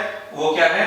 गवर्नमेंट परचेजेस डिक्रीज करने चाहिए या टैक्स रेवेन्यू को इंक्रीज करना चाहिए, मिक्सचर ऑफ बोथ को अप्लाई करना चाहिए. अब ये क्यों करते हैं? अब ये हमें पता है कि जब रिसेशन में एक्सपेंशनरी फिस्कल पॉलिसी, मिसाल के तौर पे ये y बार है हमारे पास, लेट्स अज्यूम जब रिसेशन इस तरफ है, यानी ये 1000 है और ये 500 पे हम ऑपरेट कर रहे हैं, और इस तरफ हमारे पास बूम है, लेट्स अज्यूम दिस इज 1500, ये हमारे पास एक्चुअल आउटपुट है. पोटेंशियल हमारा क्या है? दिस y बार. सो जब भी रिसेशन होता है तो हम कौन सी फिस्कल पॉलिसी अप्लाई करते हैं? एक्सपेंशनरी. इसका क्या मतलब है? बिजनेस साइकिल इस तरफ जा रही है, हम उसे क्या कर रहे होते हैं? हम उसे इस तरफ धकेल रहे होते हैं. We push the business cycle in the opposite direction ताकि वो फुल एम्प्लॉयमेंट आउटपुट अचीव कर सके. जब रिसेशन होती है, इकोनॉमी इस तरफ जा रही है, आप उसे पुश करते हैं ऑपोजिट डायरेक्शन में, एक्सपेंशनरी पॉलिसी अप्लाई करते हुए in by increasing G and decreasing T. और जब लेट्स अज्यूम इन्फ्लेशन की तरफ जा रही होती है, इकोनॉमी इस तरफ जा रही है, इस तरफ जा रही है, राइट साइड पे जा रही है, अपने actual output is greater then full employment output, तो आप क्या करते हैं? क्योंकि वो इन्फ्लेशनरी प्रेशर्स इकोनॉमी पे जनरेट कर रही है, सो हम इसे काउंटर करते हैं, हम इसे ऑपोजिट डायरेक्शन में मूव कराते हैं ताकि वो फुल एम्प्लॉयमेंट आउटपुट की तरफ मूव करे. सो रिसेशन में अगर आप एक्सपेंशनरी फिस्कल पॉलिसी अप्लाई करते हैं तो आप फुल एम्प्लॉयमेंट आउटपुट को अचीव करते हैं, जो कि फिस्कल पॉलिसी का ऑब्जेक्टिव है. सो अगर इन्फ्लेशन या बूम में है आपकी economy, so we apply contractionary fiscal policy in order to achieve again full employment level of output. इसे हम कहते क्या हैं? हम इसे कहते हैं counter cyclical fiscal policy. Counter cyclical fiscal policy क्या है? इसका मतलब है कि रिसेशन में एक्सपेंशनरी फिस्कल पॉलिसी और बूम में या इन्फ्लेशन में कॉन्ट्रैक्शनरी फिस्कल पॉलिसी, यानी हम counter cyclical fiscal policy apply कर रहे हैं. We are countering the business cycle. We are moving the business cycle in the opposite direction. That's why we call it counter-cyclical fiscal policy. अब assume करते हैं क्योंकि developing और developed countries का difference हमने देखना है जनरली। अब अगर रिसेशन में एक्सपेंशनरी की बजाय हम कॉन्ट्रैक्शनरी अप्लाई करते हैं, let's assume under recession, during recession rather than expansionary fiscal policy हम contractionary fiscal policy अप्लाई करते हैं, तो क्या होगा? एग्रीगेट डिमांड G कम करते हैं और T इंक्रीज करते हैं, तुम्हें पता है एग्रीगेट डिमांड और कम हो जाएगी। हम रिसेशन को इंटेंसिफाई कर देंगे, मजीद वर्सन कर देंगे, बदतर कर देंगे, उसे और बढ़ा देंगे। सो अगर हम रिसेशन में कॉन्ट्रैक्शनरी फिस्कल पॉलिसी अप्लाई करते हैं, जो कि गलत है, हम देख चुके हैं, वो इकोनॉमी को और डाइवर्ज करेगी, कन्वर्ज नहीं करेगी टुवर्ड्स फुल एम्प्लॉयमेंट आउटपुट, बल्कि डाइवर्ज कर देगी, उसे और उसी तरफ धकेल देगी। अगर वो रिसेशन में जा रही है तो उसे और रिसेशन में धकेल देगी। और अगर लेट्स अज्यूम इन्फ्लेशन या बूम एक्सपीरियंस कर रही है इकोनॉमी और हम यहाँ कॉन्ट्रैक्शनरी फिस्कल पॉलिसी की जगह एक्सपेंशनरी फिस्कल पॉलिसी अप्लाई करते हैं, यानी इंक्रीज कर दें गवर्नमेंट स्पेंडिंग या टैक्सेस डिक्रीज कर दें या कॉम्बिनेशन ऑफ बोथ कर दें, तो इकोनॉमी और एग्रीगेट डिमांड और इंक्रीज हो जाएगी और इन्फ्लेशनरी प्रेशर्स जनरेट हो जाएंगे इकोनॉमी पे। सो हम क्या कहते हैं इसे हम कहते हैं प्रोसिक्लिकल फिस्कल पॉलिसी। प्रोसिक्लिकल फिस्कल पॉलिसी का क्या मतलब है कि अगर रिसेशन में हो आपकी इकोनॉमी, आप उससे एग्रीगेट डिमांड और कम कर दें by applying contractionary fiscal policy, जिससे रिसेशन और मजीद बदतर हो जाए, मजीद वर्सन हो जाए, मजीद इंटेंसिफाइड हो जाए। और अगर इन्फ्लेशन या बूम का शिकार है तो आप एक्सपेंशनरी फिस्कल पॉलिसी चला दें ताकि एग्रीगेट डिमांड और इंक्रीज हो जाए और इन्फ्लेशनरी प्रेशर्स का शिकार हो जाए इकोनॉमी। अब इसका क्या मतलब है? प्रोसिक्लिकल फिस्कल पॉलिसीज इकोनॉमी को फुल एम्प्लॉयमेंट आउटपुट से डाइवर्ज करती हैं, यानी अगर आप रिसेशन में जा रहे हैं तो और रिसेशन में धकेल देती हैं, अगर आप बूम में जा रहे हैं, इन्फ्लेशन में जा रहे हैं तो और मजीद उसे इंटेंसिफाई कर देती हैं, आपको डाइवर्ज करती हैं अपने सेंट्रल ऑब्जेक्टिव से फिस्कल पॉलिसी के। Whereas counter cyclical fiscal policies क्या करती हैं? अगर ये आपका फुल एम्प्लॉयमेंट आउटपुट है, अगर आपकी इकोनॉमी रिसेशन में जा रही है तो इसको वापस धकेलती हैं टुवर्ड्स फुल एम्प्लॉयमेंट आउटपुट। और अगर आपकी इकोनॉमी इन केस इन्फ्लेशन या बूम की तरफ जा रही है, एक्चुअल आउटपुट बढ़ रहा है अपनी कैपेसिटी से, तो फिर भी काउंटर सिक्लिकल फिस्कल पॉलिसी उससे ऑपोजिट डायरेक्शन में धकेल देती हैं, पुश कर देती हैं, ताकि कन्वर्ज करती हैं basically towards the central point, central objective of the fiscal policy which is achieving full employment output. So developed countries में research है उसमें कि developed countries में almost counter cyclical fiscal policies को apply किया जाता है, इस वजह से they perform better। और जो developing countries हैं उनमें most often than not pro-cyclical fiscal policies को apply किया जाता है, which intensify if you are in recession, it intensifies the recession, if you are in boom, it intensifies boom. So that is why fiscal policies हमारे पास उतना effective output produce नहीं कर पाते जितना उसे करना। We are done with discussing fiscal policy, which is discretionary fiscal policy. Now we'll move to non-discretionary fiscal policy। जैसा कि मैंने आपको शुरू में बताया था, non-discretionary fiscal policy को automatic stabilizer भी कहते हैं, built-in stabilizer भी कहते हैं, या पैसिव फिस्कल पॉलिसी भी कहते हैं। This is classical viewpoint जो कहते हैं कि the government has not to be actively involve in economic affairs. मिसाल के तौर पर द गवर्नमेंट को क्या करना चाहिए? पॉलिसी बना के उसे रेगुलेट करवाना चाहिए। This is what classical viewpoint is. So policy क्या है गवर्नमेंट की? पॉलिसी क्या है? This is Y output and G. इसका क्या मतलब है? G is constant, whether the output increases, आप पोटेंशियल में आप अपने रिसेशन में जा रहे हैं या इन्फ्लेशन की तरफ जा रहे हैं, बूम की तरफ जा रहे हैं, the government does not have to be actively involved. G is constant. The government will not increase G or decrease G whether it is recession or whether it is boom. So एक policy है। दूसरी policy क्या है? Taxes are progressive in nature. Progressive taxation का क्या मतलब है कि higher the income higher the tax rate. जिस तरह से इनकम इंक्रीज होती जाती है टैक्स रेट बढ़ता जाएगा। और अगर if you let's assume that you are here और आपकी इनकम बढ़ जाती है इससे, तो आप पे ज्यादा टैक्स लगेगा, और अगर आप यहां से कम हो जाती है आपकी इनकम तो टैक्स रेट कम हो जाएगा।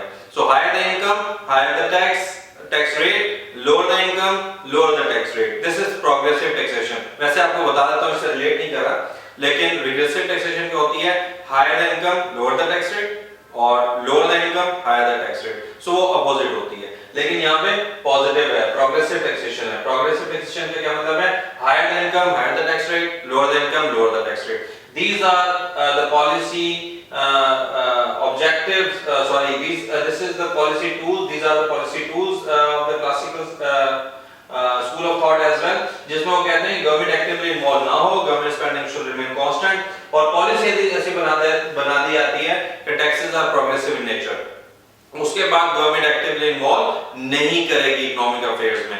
Now let's discuss this. इसी दोनों को हम प्लॉट कर देते हैं इस ग्राफ में। We can see this is y and this is government spending and t, g is constant and t is progressive in nature. Now let's assume we are at point E, the economy is at point E which is full employment output, जहां पे आपका ये y बार show कर रहा है full employment output। Now let's assume बाकी story same है। Let's assume the economy suffers recession. Output fall करती है, we know. Let's assume we reach a point where actual output is less than potential output. Now क्या होता है, आप देखेंगे इस पॉइंट पे जब मिसाल के तौर पर this is 1000 output and the economy reaches at 500. अब इस पॉइंट पे आपको क्या नजर आ रहा है, यहाँ पे बजट डेफिसिट नजर आ रहा है। यहाँ पे क्या था, G is equal to T था। At point E it was क्या था, G is equal to T था, so budget was balanced, whereas यहाँ पे 500 आउटपुट जब actual output less than potential output है, फुल एम्प्लॉयमेंट आउटपुट है, यानी रिसेशन का जब इकोनॉमी शिकार हो रही है तो हम देख सकते हैं कि हमारे पास बजट डेफिसिट कॉज हो गया है, G is greater than T। so यहाँ पे क्या हो रहा है, अगर देखा जाए T फॉल कर गया है क्योंकि आउटपुट कम हुई है तो T कम हो चुका है।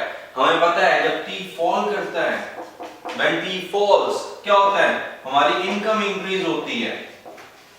इनकम इंक्रीज होती है तो हमें पता है कंजम्पशन इंक्रीज होती है, कंजम्पशन एक्सपेंडिचर्स इंक्रीज होते हैं, कंजम्पशन एक्सपेंडिचर्स इंक्रीज होते हैं तो हमारी एग्रीगेट डिमांड इंक्रीज होती है, एग्रीगेट डिमांड इंक्रीज होती है तो आउटपुट इंक्रीज होती है, आउटपुट दोबारा इस तरफ चली जाएगी, कन्वर्ज कर जाएगी फुल एम्प्लॉयमेंट आउटपुट की तरफ। This is built-in stability in the economy.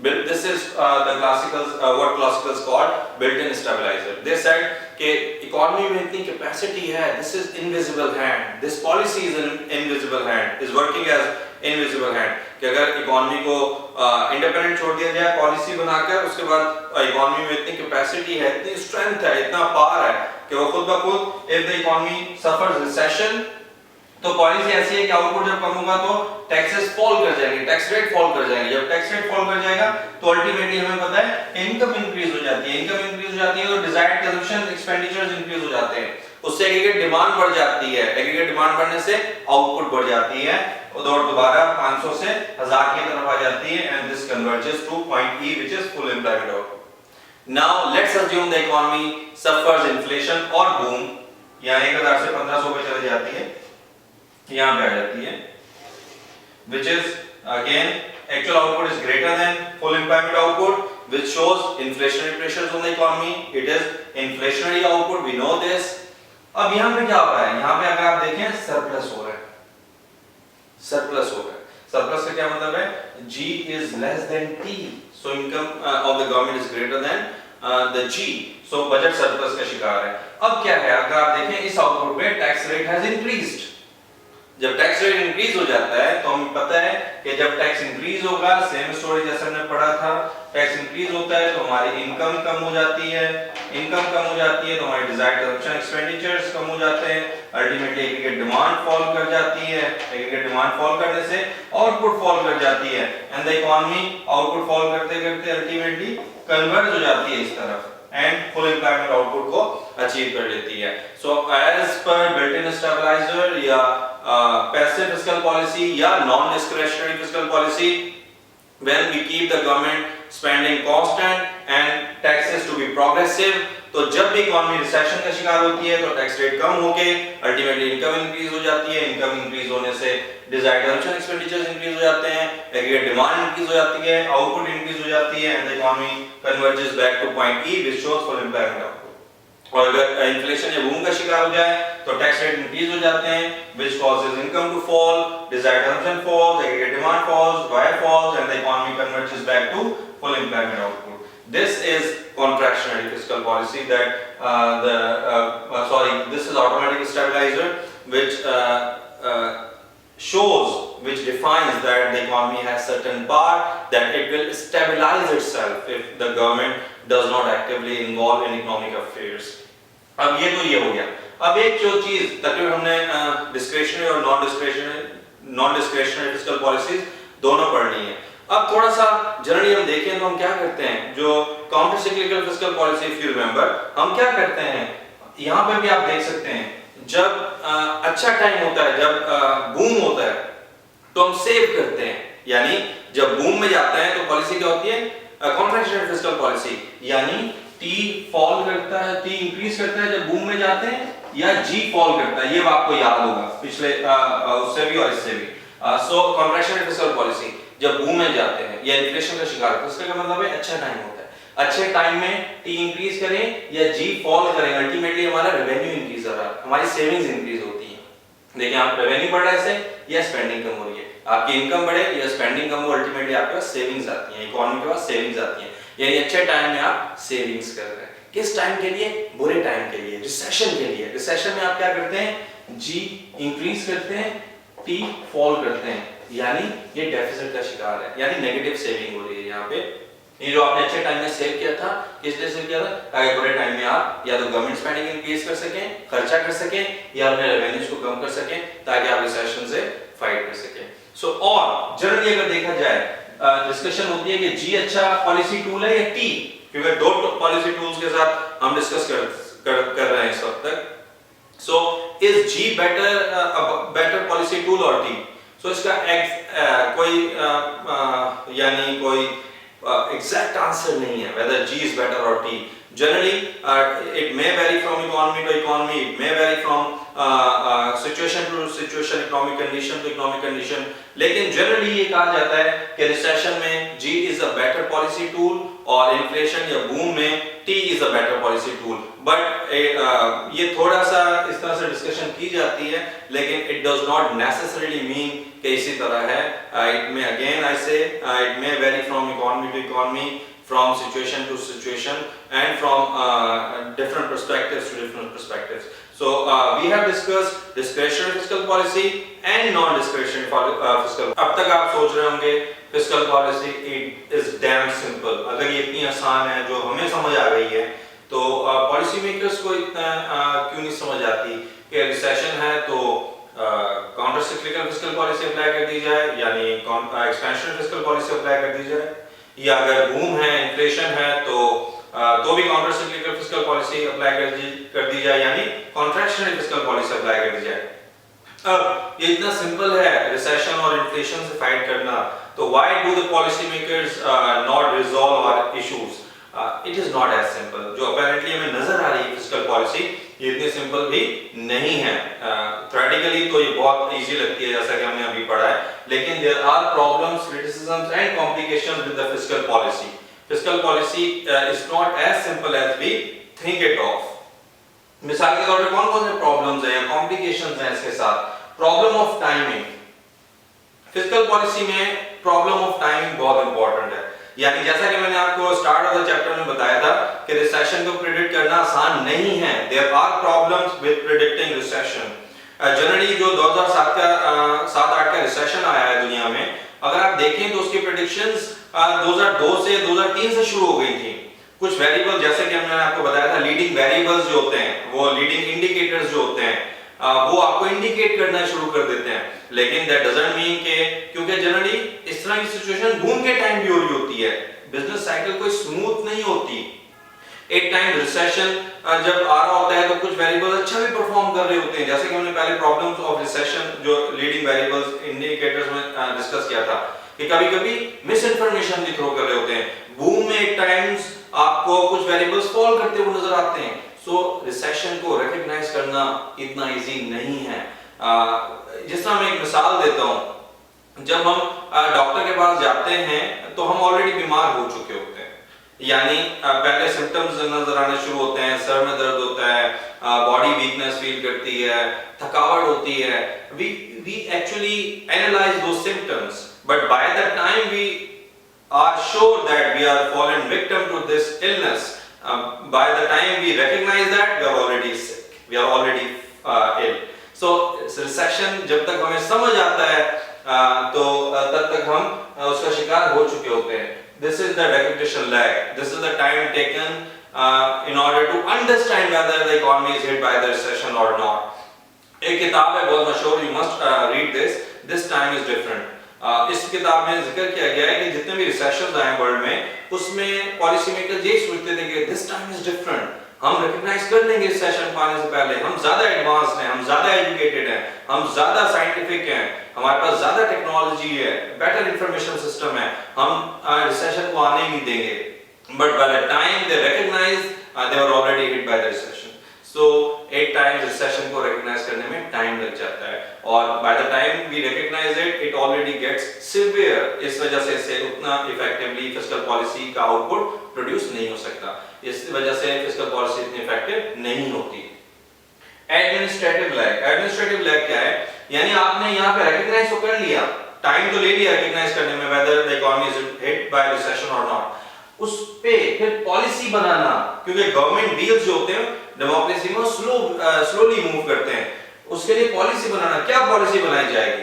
मिसाल के तौर पर पाकिस्तान की मिसाल ले लेते हैं. सिंध अपनी पॉलिसी प्रपोज करेगा, पंजाब अपनी करेगा, केपी अलग करेगा, बलूचिस्तान अलग करेगा.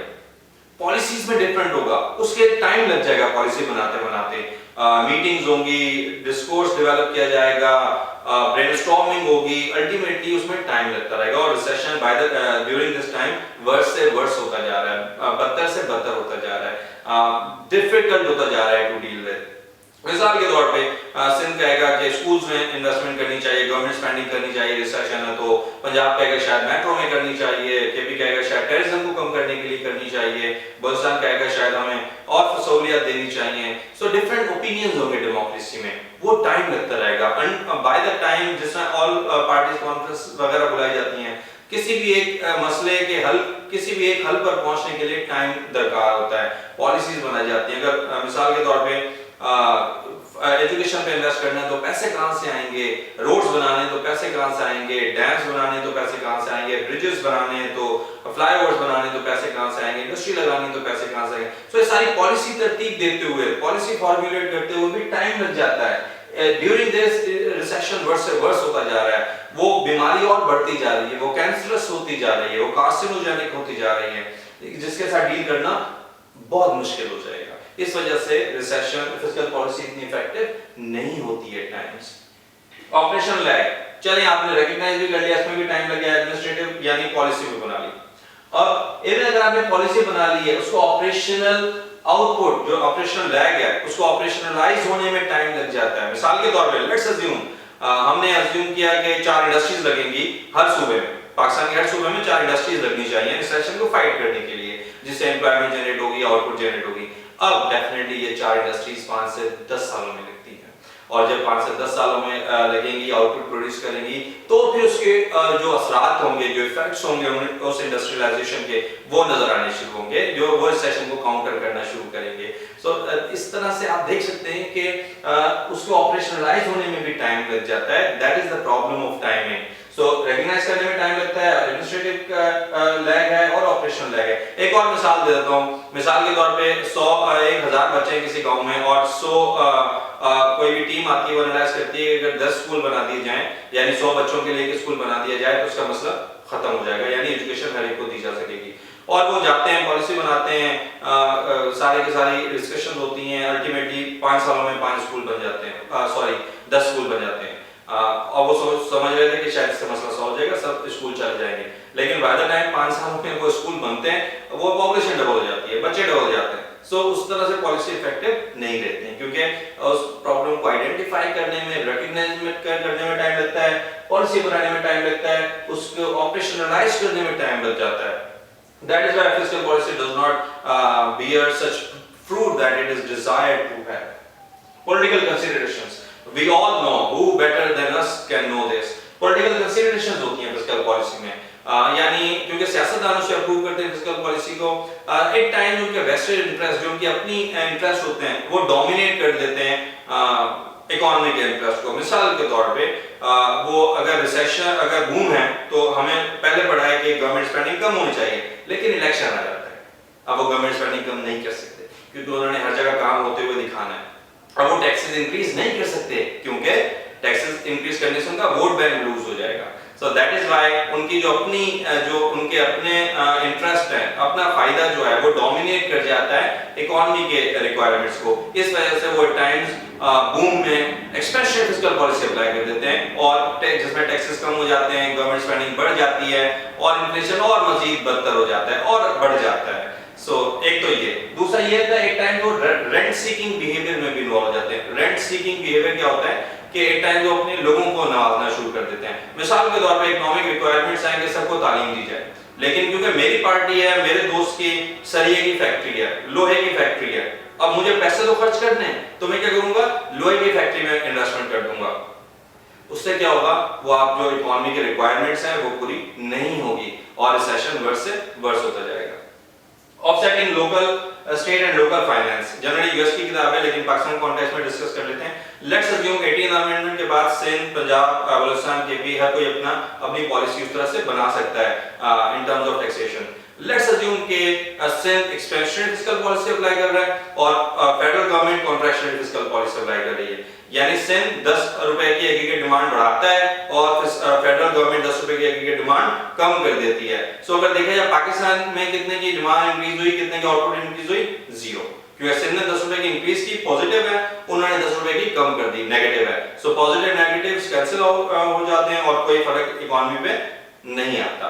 This is also a problem with the fiscal policy. This is future policy reversals. Future policy reversal का क्या मतलब है, जिसमें हमने रिगार्ड एंड एक्विवेलेंस पढ़ा था कि मिसाल के तौर पे रिसेशन है, रिसेशन में गवर्नमेंट ने टैक्सेस कम किए, लेट्स अज्यूम टैक्सेस कम किए ताकि लोगों की इनकम इंक्रीज हो और वो स्पेंडिंग करें और एग्रीगेट डिमांड बढ़ जाए, लेकिन क्योंकि as per regard and equivalence जैसे कि हमने पहले भी पढ़ा हुआ है कि लोग मायोपिक नहीं है, लोग फ्यूचर साइटेड हैं, लोग रैशनल हैं, उन्हें पता है कि अगर आज गवर्नमेंट ने टैक्स कम किए हैं तो कल फ्यूचर में इंक्रीज कर सकती है। Following their consumption smoothing motive, वो क्या करते हैं, जो आज का जितना अमाउंट से टैक्स कम किया है वो सेव करके रख लेते हैं ताकि जब कल हुकूमत टैक्स इंक्रीज करेगी उस अमाउंट से तो उसे लौटा देंगे। अल्टीमेटली उनकी कंजम्पशन इंक्रीज नहीं होती, जिससे जो हुकूमत, जो फिस्कल पॉलिसी मेकर्स जो अपना ऑब्जेक्टिव अचीव करना चाह रहे होते हैं वो अचीव नहीं हो पाता। This is future policy reversal. Crowding out effect. Crowding out effect क्या है, मिसाल के तौर पे गवर्नमेंट इकोनॉमी रिसेशन का शिकार है और गवर्नमेंट ने जी इंक्रीज करना है, गवर्नमेंट स्पेंडिंग इंक्रीज करनी है। सो मिसाल के तौर पे हमारे पास 100 रुपए पड़ा था टोटल, जहां total supply of money is 100, जिससे पहले 50 रुपए पब्लिक ले जाती थी, प्राइवेट लोग, और 50 रुपए गवर्नमेंट लेके जा रही थी। लेट्स अज्यूम रिसेशन आया था और गवर्नमेंट स्पेंडिंग इंक्रीज करनी है।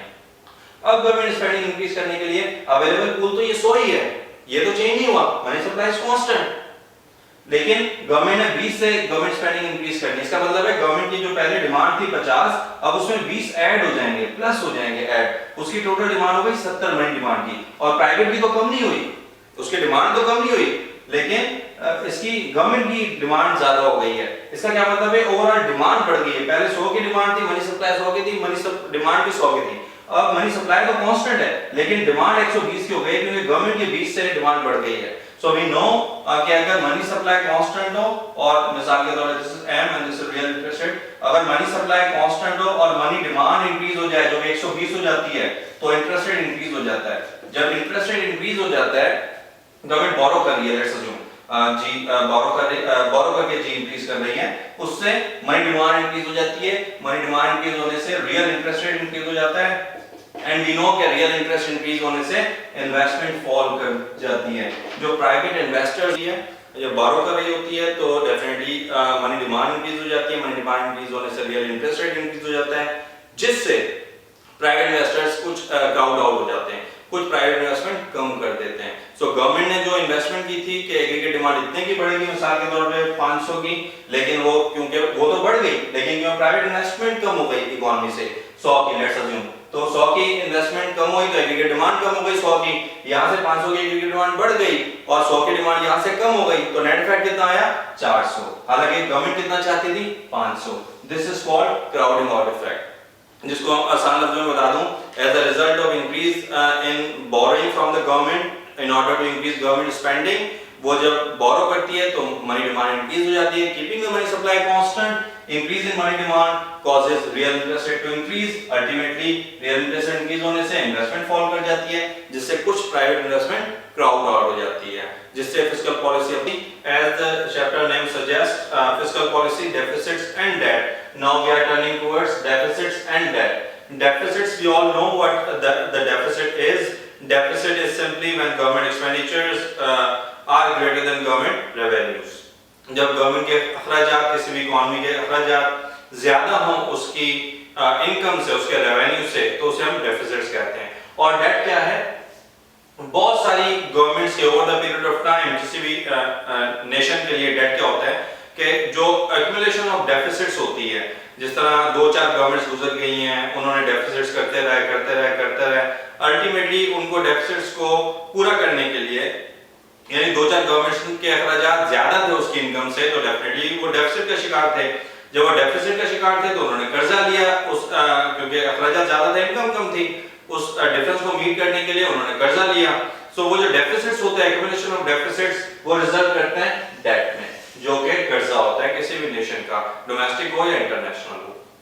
सो इस डेफिसिट्स और डेट टू जीडीपी रेशियो बहुत इंपॉर्टेंट होता है, सिर्फ डेट इंपॉर्टेंट नहीं होता. डेट का मतलब क्या है कि मिसाल के तौर पे मेरे पास 10 रुपए कर्जा है मुझ पे, लेट्स अज्यूम पाकिस्तान पे, लेट्स अज्यूम कि $30 बिलियन कर्जा है, लेट्स अज्यूम, और अमेरिका पे $100 बिलियन कर्जा है. सो क्या ये इंपॉर्टेंट है कि हम कहेंगे कि अमेरिका पे ज्यादा कर्जा है या वो ज्यादा मकरूज है? नहीं, जब तक हम उनकी जीडीपी नहीं देखेंगे. अगर हमारी जीडीपी $60 बिलियन है और हमें कर्जा $30 बिलियन है, इसका क्या मतलब है? डेट टू जीडीपी रेशियो 50% है, यानी मेरा डेट जो है वो जीडीपी का 50% है. अगर अमेरिका की $1000 बिलियन है जीडीपी, लेट्स अज्यूम दिस, और उसका डेट $100 बिलियन, इसका क्या मतलब है कि 10% डेट टू जीडीपी रेशियो है. अगर प्रोपोर्शन वाइज देखा जाए तो हम पे ज्यादा टैक्स है उस हिसाब से, ठीक है. So debt to GDP ratio is more important than looking at the debt only. So, लेकिन कुछ डेट के बारे में हमें सबको पता है. जब पाकिस्तान में ऑलमोस्ट 6 अरब रुपए डेली कर्जा और उसकी सूद की अदायगी में दिया जाता है, इसी तरह हर इकोनॉमी में होता है. सो डेट के रेपरकशंस तो वी ऑल नो दिस, कि डेट डेफिनेटली हमारी इकोनॉमिक ग्रोथ को कम करता है, क्योंकि वो पैसा जो हम डेट की अदायगी में लगा रहे हैं वो शायद हम अपने स्कूल्स में खर्च कर सकते थे, स्कूल्स बनाने में, इंडस्ट्री लगाने में खर्च कर सकते थे, हॉस्पिटल्स बनाने में खर्च कर सकते थे, इंफ्रास्ट्रक्चर को डेवलप करने में खर्च कर सकते थे. सो ये तो हमें समझ आती है कि डेट की बहुत बड़ी कॉस्ट है. लेकिन कुछ चीजें जो कि डेट के बारे में फॉल्स कंसर्न्स हैं, वो भी हम डिस्कस करेंगे. फॉल्स कंसर्न्स क्या है? बैंकरप्सी. जनरली आपको हर जगह सुनने में मिलता होगा कि हम पे कर्जा बहुत ज्यादा है, so the country is going to get bankrupt, दिवालिया निकलने वाला है. Bankruptcy is a condition when an economy can not is not able to pay its loan back, जो उसका डेट है वो उसे रीपे नहीं कर सके, उसे हम बैंकरप्सी कहते हैं. सो लेकिन generally it's a false concern. False concern किस तरह से है कि इकोनॉमीज या कंट्रीज इंडिविजुअल से अलग होते हैं. उसका रीजन क्या है? Because of two abilities. दो एबिलिटीज क्या होती हैं स्टेट की या कंट्री की? एक है रीफाइनेंसिंग, यानी रीफाइनेंसिंग कैसे करते हैं? सर्कुलर डेट के थ्रू. आपने पाकिस्तान में बहुत सुना होगा सर्कुलर डेट, उसे रीफाइनेंसिंग कहते हैं. यानी बैंकरप्ट क्यों नहीं हो सकते कंट्रीज? क्योंकि वो रीफाइनेंस कर सकते हैं. रीफाइनेंस का क्या मतलब है? वो कर्ज लेके, कर्ज की किस्त आ जाती है और हमारे पास कर्जा का पैसा नहीं है, तो हम क्या करते हैं? हम कर्जा और लेके उस किस्त को पे कर देते हैं. This is called circular debt, यानी टू पे लोन वी गेट लोन. हम कर्जा लेकर कर्जे की अदायगी कर देते हैं. That is why the country has this ability कि वो रिफाइनेंस कर सकती है, वो कर्जे पे कर्जा ले सकती है. इस वजह से वो इस तरह से जनरली बैंकरप्ट नहीं होती इकोनॉमीज. हो जाती हैं लेकिन वो बेल आउट पैकेजेस होते हैं. लेकिन जितना हमें फॉल्स कंसर्न बताया जाता है कि डूब रहा है, उस तरह से इतना इमीडिएट इफेक्ट नहीं प्रोड्यूस होता. So it's a false concern about the countries that they go bankrupt because of this refinancing ability of the countries, which is circular debt. Countries कर्जा लेकर कर्जे की अदायगी कर सकते हैं. दूसरा टैक्स. यानी at any point in time अगर कंट्री में कर्जा ज्यादा हो जाता है, डेट टू जीडीपी रेशियो ज्यादा हो जाता है, बढ़ जाता है, तो countries can impose taxes on the nationals, और जब लोगों पर टैक्स लगा के पैसा जनरेट करके वो डेट को वापस कर सकती हैं। मिसाल के तौर पर पाकिस्तानी गवर्नमेंट हमें कहती है कि वॉर लगने वाली है या हम दिवालिया निकलने वाला है, हम बैंकरप्ट होने जा रहे हैं, अगर हमने पे नहीं किया तो हमें दिवालिया हो जाएगा, कोई और हम पे हुकूमत करेगा, हमारी पॉलिसीज बनाएगा, तो हम क्या करेंगे? शायद अभी हम 10% टैक्स देते हैं, शायद गवर्नमेंट अगर 80% भी मांगेगी शायद हम दे देंगे, because we never want to lose our independence, we never want anybody else formulating policies for us. So that is why जो कंट्री की इकोनॉमी की कैपेसिटी होती है to increase tax in order to pay the debt back, वो कर सकते हैं, इस वजह से कंट्रीज बैंकरप्ट नहीं होते। दूसरा, बर्डनिंग फ्यूचर जनरेशंस। एक ये हम सुनने में आता है कि जो हम कर्जा लेते हैं वो हम आने वाली नस्लों पर बोझ डाल रहे हैं, बर्डन कर रहे हैं उन्हें, लेकिन थोड़ा सा इसके बारे में हमारा मायोपिक व्यू है अब तक। मिसाल के तौर पे हम 1 अरब रुपए का कर्जा लेते हैं, लेट्स अज्यूम 1 अरब रुपए का कर्जा लेते हैं, और उससे लेट्स अज्यूम कोई करप्शन नहीं हुई, हमने सही तौर पे यूज किया उस कर्जे को, 1 अरब रुपए का कर्जा लिया, सो डेफिनेटली अगली जो नस्ल होगी उससे वो वापस करना पड़ेगा, लेकिन लेट्स अज्यूम कि हम उस 1 अरब से एक मोटरवे बना के चले जाते हैं, लेट्स अज्यूम दिस, या एक सड़क बना के चले जाते हैं। इसका क्या मतलब है? जो फ्यूचर जनरेशन होगी वो लायबिलिटी तो इनहेरिट करेगी, जो हमने कर्जा लिया है वो डेट तो इनहेरिट कर रही है, उसके साथ साथ वो एसेट्स भी तो इनहेरिट कर रही है, वो 1 अरब रुपए का वो सड़क, वो मोटरवे भी तो इनहेरिट कर रही है। सो अगर लायबिलिटीज इनहेरिट करती हैं फ्यूचर जनरेशन, तो एसेट्स भी इनहेरिट करती हैं। सो ये जो हमें बताया जाता है कि फ्यूचर जनरेशंस ओवरबर्डन होती जा रही हैं, इसमें थोड़ा सा फॉल्स कंसर्न है, because we only see the liability side, we do not see the asset side. अगर मुझ पे कोई 1000 रुपए का कर्जा छोड़ के जा रहा है और 1000 का कोई एसेट भी छोड़ के जा रहा है, तो इसका क्या मतलब है कि net effect is zero. Assuming हम बहुत सारी चीजों को कांस्टेंट अज्यूम करेंगे, करप्शन वगैरह नहीं हुई और जो कर्जा लिया गया वो वाकई उसी पर्पस के लिए यूज किया गया। सो बर्डनिंग फ्यूचर जनरेशन जो है इट्स आल्सो फॉल्स कंसर्न, इस तरह से इतना सिवियर नहीं होता जितना हमें बताया जाता है। These are false concern about the debt. अब कुछ सब्सटेंटिव इश्यूज हैं, कुछ कंसीडरेबल इश्यूज हैं डेट के वाकई जो हैं। मिसाल के तौर पे इनकम डिस्ट्रीब्यूशन। इनकम डिस्ट्रीब्यूशन क्या है? डेट रिग्रेसिव इन नेचर है। रिग्रेसिव इन नेचर का क्या मतलब है कि अमीर कम पे करता है प्रोपोर्शन वाइज, परसेंटेज वाइज अपनी इनकम के, और गरीब ज्यादा पे करता है। मिसाल दे देता हूं आपको कि अगर मैं एक महीने में 10,000 कमाता हूं और जब कर्जा है मिसाल के तौर पे हर पाकिस्तानी पे 50,000 रुपए कर्जा है, लेट्स अज्यूम हर पाकिस्तानी पे। सो अगर मेरी इनकम महीने की 10,000 है, इसका क्या मतलब है कि अगर डेट टू मेरी इनकम रेशियो देखा जाए, that is 500% of my income, यानी 5 टाइम्स ज्यादा है। मेरी इनकम महीने की 10,000 है और मेरे पे कर्ज कितना है? 50,000। लेट्स अज्यूम कि कोई पाकिस्तान का टाइकून है जो एक महीने में 1 अरब रुपए कमाता है। सो अगर वो 1 अरब रुपए कमाता है तो इसका क्या मतलब है कि उस पे अगर परसेंटेज में देखा जाए कितना है? अगर 50,000 है, that is 0.5% of his income. So इसका क्या मतलब है? मैं अपनी इनकम का, अगर मैं गरीब हूं, मेरी इनकम का डेट कितना है? 500%, उसकी इनकम का कितना है? 0.5%। सो अगर प्रोपोर्शन वाइज देखा जाए, the pour is will repay the debt more as compared to the rich. So that is why it creates income inequalities. It is regressive in nature. The poor pays and repays the debt more than the rich in terms of their percentage of their income. Or incentives. Debt also kills incentives. मिसाल के तौर पे किस तरह से इससे ये भी इशू जनरेट होता है। अगर जब आपने डेट लिया है तो आपने पे करना है। मिसाल के तौर पे गवर्नमेंट टैक्स लगा के पे कर रही है। जब टैक्स लगा के पे करेगी तो डेफिनेटली प्रोड्यूसर्स के लिए इंसेंटिव कम होगा इन्वेस्टमेंट करने के लिए, कंज्यूमर्स के लिए या लेबर के लिए इंसेंटिव कम होगा लेबर सप्लाई करने के लिए, क्योंकि अगर मेरी इनकम का 80% मिसाल के तौर पर गवर्नमेंट टैक्स लगाएगी तो मैं नहीं करूंगा काम। डिसइंसेंटिव टू लेबर क्रिएट होता है। So debt also creates an issue which is disincentive. Incentive kill करता है डेट, क्योंकि अब टैक्सेस के फॉर्म में हमसे लिया जाता है, गवर्नमेंट लेती है। क्राउडिंग आउट इफेक्ट दोबारा से रिविजिट कर लेते हैं। हम पहले भी पढ़ के आ चुके हैं कि जब गवर्नमेंट स्पेंडिंग करती है बोरिंग करके तो क्या होता है? मनी डिमांड इंक्रीज हो जाती है, उससे रियल इंटरेस्ट रेट इंक्रीज हो जाता है फाइनेंशियल मार्केट में। जब रियल इंटरेस्ट रेट इंक्रीज हो जाता है तो इन्वेस्टमेंट कम हो जाती है। इन्वेस्टमेंट तक तो हमने पहले पढ़ लिया है। लेट्स अज्यूम कि जब इन्वेस्टमेंट कम होती है, इन्वेस्टमेंट का क्या मतलब है कि कैपिटल कम हो जाता है, कैपिटल जो हम टेक्नोलॉजी यूज करते हैं, टेक्नोलॉजी खरीदते हैं इन्वेस्टमेंट के थ्रू, वो कम हो जाती है। इसका क्या मतलब है कि future generation will have lesser amount of capital, lesser amount of technology, lesser amount of industry. तो ये एक थोड़ा सा उस ये जो substantive issues of public debt है उसका इशू है कि जब क्राउडिंग आउट इफेक्ट के थ्रू हम कैपिटल कम छोड़ के जा रहे हैं फ्यूचर जनरेशंस के लिए। लेकिन इसको एक और डिस्कस किया गया कि इस क्राउडिंग आउट इफेक्ट को कम किया जा सकता है किस तरह से, पब्लिक इन्वेस्टमेंट के थ्रू। किस तरह वो क्या होती है, पब्लिक प्राइवेट कॉम्प्लीमेंटैरिटी होती है कि जो मिसाल के तौर पे गवर्नमेंट इन्वेस्टमेंट कर रही है, अगर वो एजुकेशन वगैरह पे कर दे, पब्लिक गुड्स पे कर दे, हेल्थ वगैरह पे कर दे, तो शायद फ्यूचर में हमारे पास वो जितना भी कम हुआ है क्राउडिंग आउट इफेक्ट जो हुआ है, कैपिटल कम हुआ है, लेकिन फ्यूचर में हमारा ह्यूमन कैपिटल बढ़ जाएगा।